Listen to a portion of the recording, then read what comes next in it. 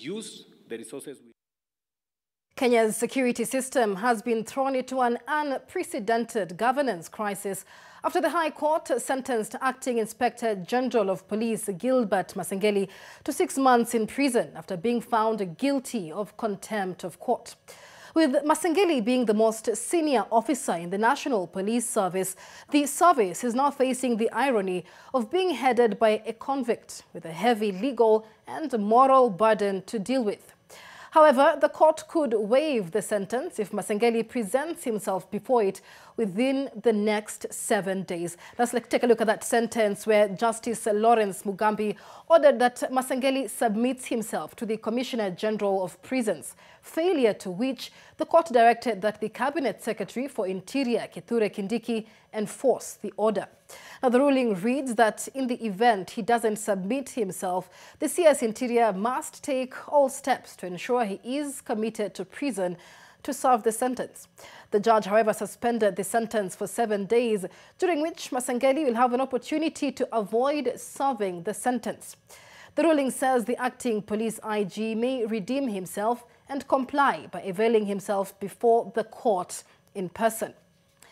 Now, Justice Lawrence Mugambi delivered the ruling on Friday, today, after the police boss failed to honor court summons 6 consecutive times.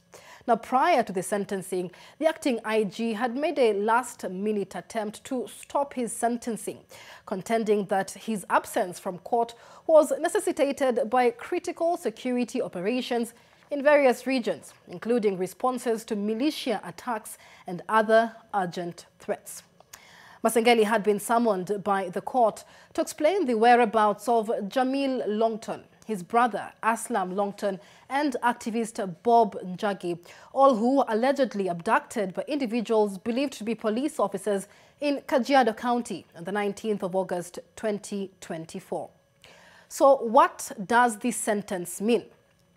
Well, Justice Mugambi's decision means the door is now open for any Kenyan to file petitions for Masengeli's removal from office, not just as the acting Inspector General, but from the public service altogether.